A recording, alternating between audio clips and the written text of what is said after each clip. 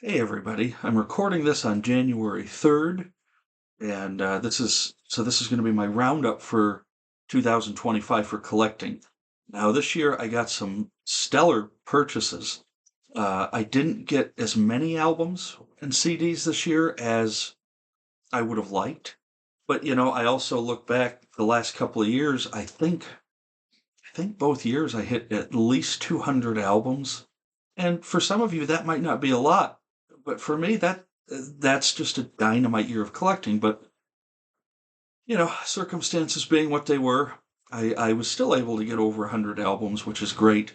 Um, I kind of got back into CD collecting this year a little more, probably got 20 of those or so. Um, and part of that was because I decided, and this is going to be my first topic, so we're going to kind of jump right in here. Um, I decided that if Warren Zevon had an album available on both CD and vinyl, that I should get it. And I'm not talking the radio broadcasts, the dubiously legal stuff, the bootlegs. For those, I'm honestly happy just to have the CD copies because the vinyl I can't justify. Nor would Warren even get a dime from it anyway. Uh, and I think I mentioned in my Zivanathon, every year I think, oh, what more can I get? I've got it all. Well, that's not necessarily true now, is it? So, talking about CDs, um, I picked up this one dedicated, the Grateful Dead tribute, because he and David Lindley do not Werewolves of London. They do Casey Jones on here, and the reason that all of a sudden uh, my brain went there is I had read a review saying the irony is that was one of the Dead's pop songs, or very popular songs, and they couldn't seem to get away from it, even though they wanted to. And the same thing happened with Warren, although the Dead didn't play I keep saying that. The Dead didn't play Casey Jones all the time, but Warren played Werewolves. So anyway, it's a really good tribute set. If you're a Dead fan, you'll like this. And I'm a casual Dead fan. I've got probably 6 or 7 albums. I don't need the whole universe, but I like them for what they are. And so, speaking of radio broadcasts, accidentally on purpose, and I went over a bunch of this stuff in my Zivanathon. I had it at that point, so I got a bunch of CDs So now I have everything on vinyl and CD. I had never had a vinyl pressing of the original hits collection from years ago. I'd made a video specific to Life Will Kill You and my reevaluation of it. This is a great pressing. Record Store Day, and this is going to go into the represses. That's going to kind of be the segue. Oh, I did find Werewolves of London on 45 with Roland the Headless Thompson Gunner on the back too, so that was pretty cool. Um, so this is going to kind of lead into the reissues as well. So on Record Store Day, we finally got a vinyl reissue of the Hindu Love Gods record. Now I have an OG pressing of it and a CD, but of course I needed, I needed yet another pressing of it because why not? Um, I know I mentioned this in my Zivanathon video. I had anxiety over being able to get the Piano Fighter 3 album 4 LP reissue, and it's brilliant. Um, and then this is not necessarily my reissue of the year, but it's probably number 2 or 3. But for sentimental reasons, I this just came out on Record Store Day Black Friday, so I haven't had the opportunity to talk about it or review it. But this is Warren's final concert performance, not the 3 that he did on the Letterman show. This is at the Edmonton Folk Festival in the summer of 2002, with just he and one other guy.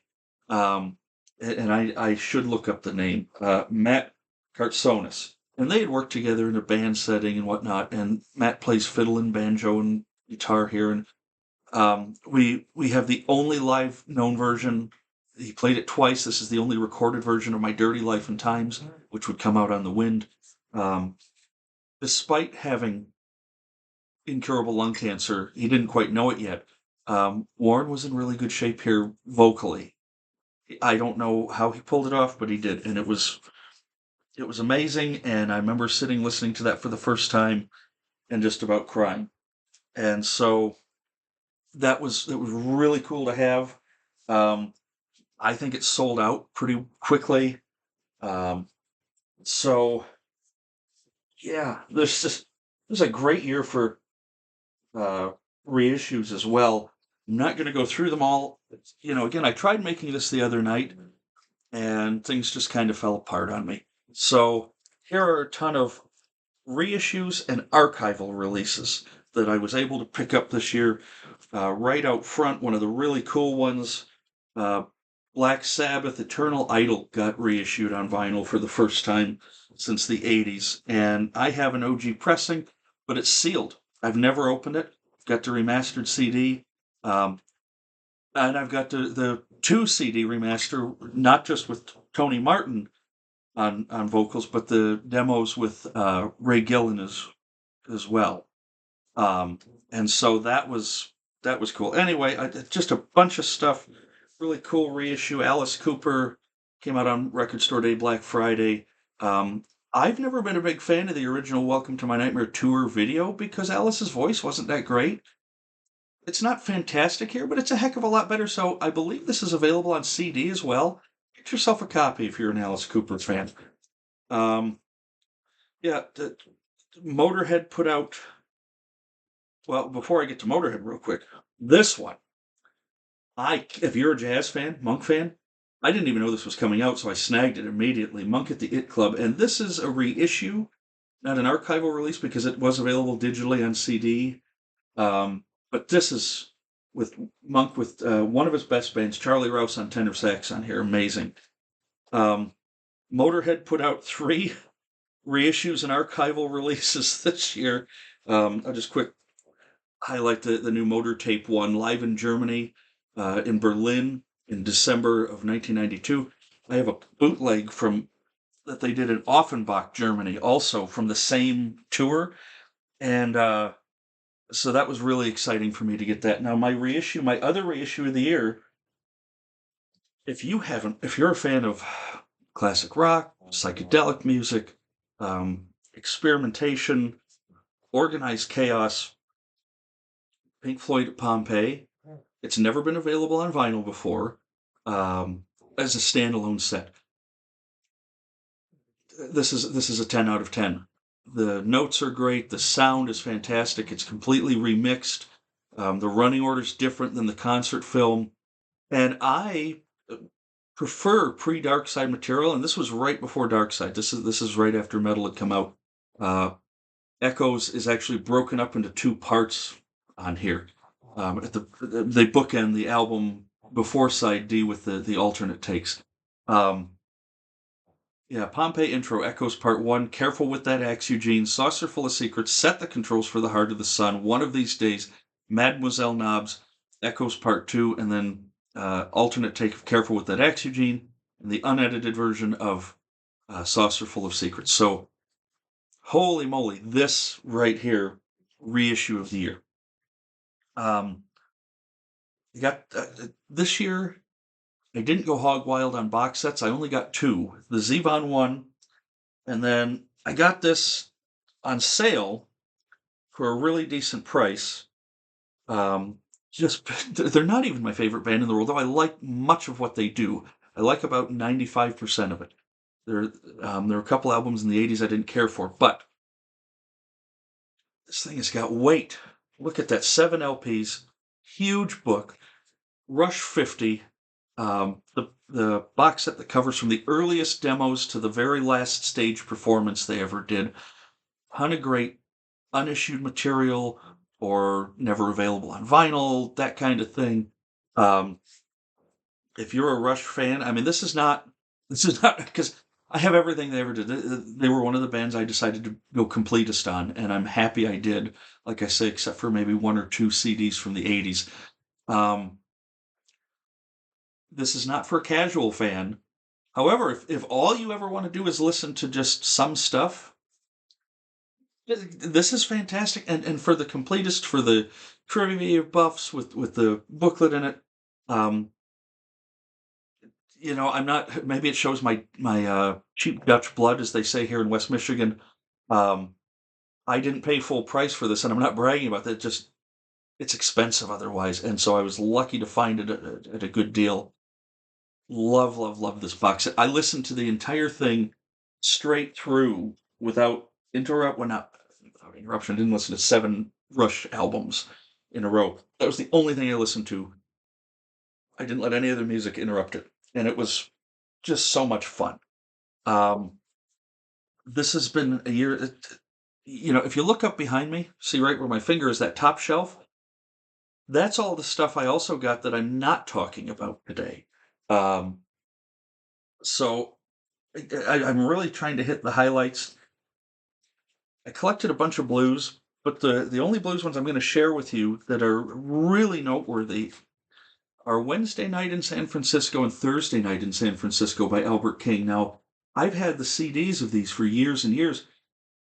I never knew. I just assumed that by 1990 they weren't putting vinyl records out from Stax Records at that point. So I only ever knew of the CDs. Hearing these on vinyl, even though it's probably the same source, this is how it was meant to sound. So these go along with the Livewire Blues Power performances of the same era. Um, Excellent, excellent additions. If you can't find the records, get the CDs. This was Albert King at his absolute peak right here. Um, Talking, sort of about what I've been listening to a lot this year. Now, this is a minute little selection here, okay? But I really got into lady soul singers this year. I've always liked Aretha Franklin, but never managed to have Lady Soul on vinyl. And what kicked this off was my buddy Donovan, who's a DJ down at the Grand Armory Brewing in Grand Haven, was playing this album. I came home and bought this. I had never even heard Ann Peebles' music. I'd heard the name. Killer, killer soul. Um, and she was doing "Come to Mama," and I love that song. I love Etta James' version of it. I love Coco Taylor's, and I'm like, this is so much different. Um, Almost a little more raw and visceral on this one. And then a lady who I've been a fan of for years, and this came out in 2024. I can't say last year anymore. Alana Royale, "Trouble Is." Um, she is one of the best soul singers, funky R&B singers going today. He's been around for probably 15 years ish. She only has 2 full-length studio records and some EPs and whatnot. And I have a 45 single also uh, with a song not on here. Soul music is still alive and well, and she's out of East Nashville. And I kicked myself because she was actually up this way as part of a festival, but I was not able to attend it this year. And I would love to see her live. And so yeah, Alana Royale, "Trouble Is." If you love funky, soulful R&B music, get this album. Um, Another one I never had on vinyl, Dusty in Memphis, Dusty Springfield, killer record. I mean, everybody knows "Son of a Preacher Man," but "The Windmills of Your Mind" is beautiful. "I Can't Make It Alone," so much love. Just a great, great record. And then, man, I can't believe I never had this my own copy. I bought it for other people as a present, and I've always liked this record. And I finally procured a copy this year. Part of the 27 Club, tragic ending. Everybody knows the story, but Amy Winehouse, "Back to Black," is one of the best soul and really maybe jazz records. She was a jazz singer, and so got into that this year. Um, got a lot more delved even deeper into jazz. Um, Not just some of the reissues down there, Monk and Charles Mingus, but here's a ton of jazz records again. Um, Louis Armstrong, Clifford Brown, and Max Roach, um, which they recorded to help bring out a very well-known sax player that I'll talk about in a minute. Sonny Clark, Coleman Hawkins, Jazz Dispensary reissue. This could go into the reissues. It probably should have, because this record label collects old recordings and puts them together. This is the greatest late night nightcap album you'll ever find. It's just that kind of jazz. A.J. Johnson, Mingus, some Hank Mobley. I got a boatload more of Thelonious Monk this year again, um, including some recordings from '54, the Thelonious Monk Trio on Prestige Records. Um, this is the last album I bought this year. This was New Year's Eve, so this was, I don't remember the first one I bought, but I ended the year with Monk, and how can you go wrong on that? Jerry Mulligan, and then a guy who I don't know how he sort of escaped me all these years. Um, Sonny Rollins. Well, I bought this CD at the same time at the same time that I bought that Monk. So I guess my last purchases of the year. Um, Nuke's Time, Tenor Madness, um, and then the one this is not the best pressing in the world, but it's really good. Um, Saxophone Colossus.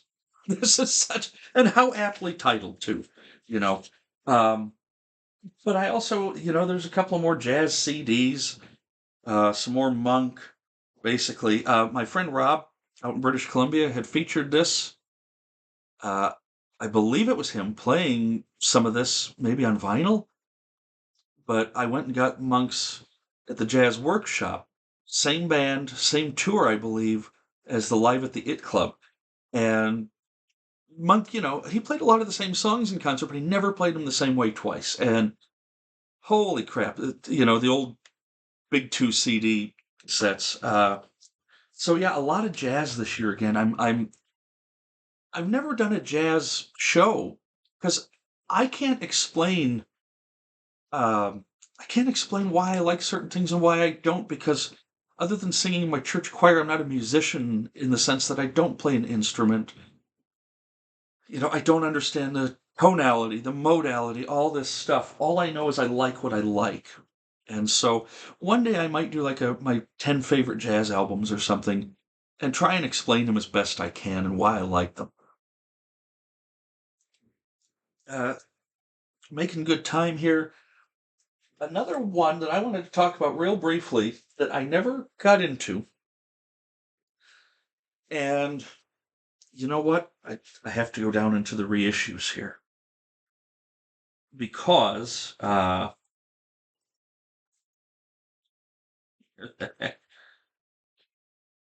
no, I may have already. Oh, it's under new releases. Um, and I'll get to that mm, right now. See, I'm so disorganized. So we will leave this one out. John Fogerty turned 80 years old this year. And to celebrate, he and his sons and his family band and some friends re-recorded a bunch of his old CCR stuff. Fogerty hasn't sounded this good since CCR.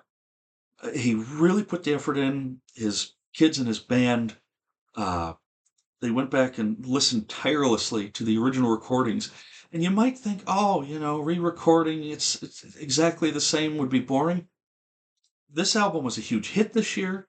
Fogerty finally got the rights to his music back after a decades-long battle. He's singing, playing, performing better than he ever has, and that leads me into I've always been a casual fan, but I almost didn't want to admit it. And it's led me into getting into his music more. So here's a couple of live records. I love this one, the 2 CD Long Road Home. Um, and I remember watching this as a VH1 special back in the 90s. Um, my dad, God rest his soul, bless his heart, the best thing he ever said about CCR was they were good when you were drunk. He couldn't, he had such great taste in music, and I don't know why he couldn't stand this band. And I always went along just sort of to appease him, and so I never gave them a fair shot until this year. So now, more live records from the CCR days, original pressings, and then a vinyl reissue of Chronicle of the 20 greatest hits. I understand now why they were really America's band at the time. I understand the craftsmanship that Fogerty put into the music. to the work, and I I feel silly for not getting into them much sooner. Maybe I wouldn't have appreciated it. Sorry, I'm pouring myself a little more coffee over here. Um, it is one of those mornings. I've already been up and at 'em for hours. I got a crock pot full of gumbo going, so that's going to be good this afternoon. So anyway, Fogerty is kind of my musical rediscovery. I've had a couple of songs on an old iPod for years, and that was as far as it went. And now, man, I can't get enough. And that's one of my albums of the year, my favorite albums. So this is the one where it's going to take some time. I'm going to sort of go through this in my yeah. Okay, so you see the one Coulter Wall. These are alphabetical right now. These are all the albums that came out this year that aren't the re-releases or archival releases or the Fogerty re-record. Real quick, just going to go through it. Randy Carlisle, Returning to Myself. I'm not going to say much because a lot of people love that record. I haven't been able to connect with it like I did the last two. I don't care for the production from Andrew Watt. The songs, most of them are strong lyrically. She's always good. Her voice is great.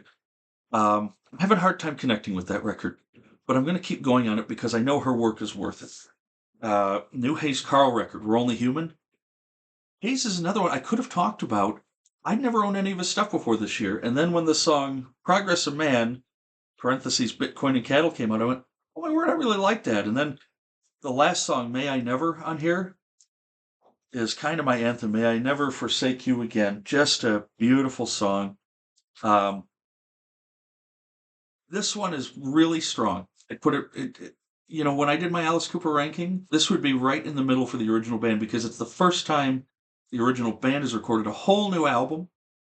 And, it sounds like an Alice Cooper record from the early 70s.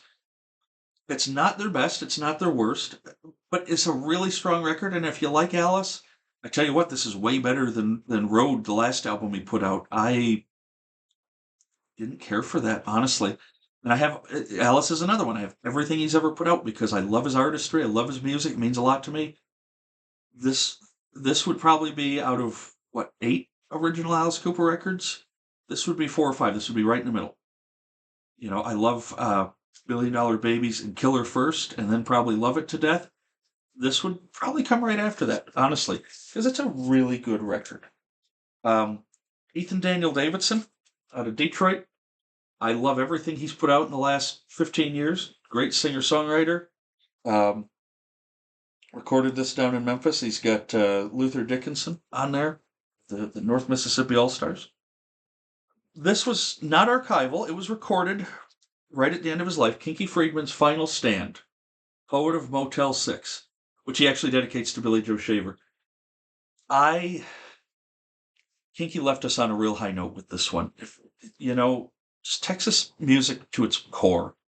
The singer-songwriter Americana stuff that he's been doing for, 50 some years. He passed away, God rest his soul. Just a really strong album from a really unique, interesting artist. Buddy Guy's new record, Ain't Done with the Blues. I would argue this is his strongest in Sweet Tea. There are some guests on here, as tend to be with his albums ever since the 90s. His playing is off the charts for being 86 or 87 when it was recorded. The guy's superhuman. So if you're a blues fan, go get the new Buddy Guy record. I cannot recommend that highly enough. Foxes in the Snow by Jason Isbell. This is a lot of people's album of the year. This is really close for me. This is just Tina's guitar. This is raw. This is visceral. This is after life has happened. This is a guy in his mid to late 40s starting over again. And it's brilliant. And it's just Tina's guitar. No overdubs that I can tell. Just, nothing fancy. Amazing. From the Jayhawks, Gary Lewis. dark country. You this one probably went under your radar like it did mine too the first part of the year. Um, Great singer-songwriter stuff, very raw and emotional. He sounds great. If you're a Jayhawks fan, you're gonna love it. What can I say? I'm gonna skip this one because it's one of my two albums of the year. Willie Nelson put out two or three records this year. Um, oh, what a beautiful, right? Yes. Oh, what a beautiful world. He covers all Rodney Crowell songs on here, and I love Rodney's writing. And all these Texas guys stick together. Rodney produced this. No, he didn't. Buddy Cannon produced, but I know Rodney plays on it and sings on it. The title track, and then the fact that they close with stuff that works, which is co-written with Guy Clark. So Willie's still paying homage to Guy Clark too, as he has done before. Really strong record. One of my favorite latter day Willie records. Again, this one might be 3 or 4 too. Margot Price's new record, Hard Headed Woman. She's gone more back to the country folk Americana roots here, and every song is kick ass. And I tell you what, she takes absolutely no prisoners here. The opening track, in earnest, is "Don't Let the Bastards Get You Down," which is a Christofferson song. She was friends with Chris Christofferson and still is with his family. Margot, one of the powerhouses in Americana music right now. I'm going to say this is my favorite album of hers since All American Made almost a decade ago. It's that damn good. Um, Live record from the Red Clay Strays, you know, down out of Alabama, I believe. And these guys, live at the Ryman, killer, killer roots folk Americana music here, killer musicianship. There's a lot of soul here, a lot of sadness, but in a way we can relate to that doesn't seem sad. Great live album. Only the second solo record, Benmont Tench from the Heartbreakers, Tom Petty and the Heartbreakers, The Melancholy Season. And this album is not nearly as melancholy as the title suggests. Um, the title track alone is worth buying. Benmont is a good singer. He's a great player, great writer. Yeah, that was one of the surprises of the year, and I really enjoyed it. I'm going to set that one aside because it's high for price of admission. Turnpike Troubadours. Evan Felker and his band can't do wrong. I'm telling you, this is just solid red clay music right here. I don't know if you can really call it that from Oklahoma, but this is just red dirt music. Yeah, it's a great Turnpike Troubadours record. It's every bit as good as everything they've ever put out. You've been seeing the back of the Coulter Wall record, Memories and Empties, out of Swift Current, Saskatchewan. Again, the guy's voice, it sounds like it comes from his feet. Great, solid record. Everything he puts out is worth getting if you're an Americana fan. Even though he's from Canada, he sings music that everybody can relate to. So, albums of the year. The one that's meant probably the most to me is Paul Thorne's Life is Just a Vapor. You see, I have it autographed. I had the opportunity to see him in concert at the Arc in Ann Arbor. Fantastic little listening room with my very good friends, Mark and Jess. And we went over there. We had a great dinner at an Irish pub next door. The show was fantastic. Paul Thorne, he doesn't charge for meet and greets like people. He just literally he goes out into the crowd and you leave his concerts and it's like the best religious experience you could have. And he finishes by singing "Take My Love With You" out in the crowd. And he was so kind, and he asked me how I liked the show and did I enjoy it, and thanked me for being there. And I have a picture of me shaking Paul Thorne's hand, and it was just a magical night. And the songs on here, "Tough Times Don't Last," "Courage, My Love," "Chicken Wing" is hilarious. "Chicken Wing" is my pimpin' name. You got to listen to that. "Life is Just a Vapor," and that's just side one. And just this is a feel-good record. This is an album that makes you believe things are still going to be okay. And in the year I had, I needed it. And so my 1A and 1B, they this one didn't mean as much emotionally to me, but the new James McMurtry record, The Black Dog and the Wandering Boy. Um, I got it autographed. It came autographed from for indie record stores, and I think this is maybe the best record he's done since Childish Things in '04. Um, the writing is great, the singing, the playing. This is just a powerhouse of an album, and I think this is. I can't believe well, I can because he's so literate. He's such a great writer. But it's fantastic that, 30 some years into his career, McMurtry is putting out the best work he's ever done. Like it's almost like an old blues man, even though this is, Texas Americana music. The guy just gets better with age. So this is my album of the year as far as what I think is the best musically written, etc., etc. So there you have it. There's my year in review. Now it's time to start putting stuff away. I've already started rearranging a little bit. I hope everybody has a great year in collecting coming up. Let me know what your favorite albums of the year were. Let me know if you liked any of this stuff. If you pick it up on my recommendation and you like it, let me know. If you don't like it, give it to a friend and maybe they'll like it. So thank you for your patience, your kindness, for your interactions.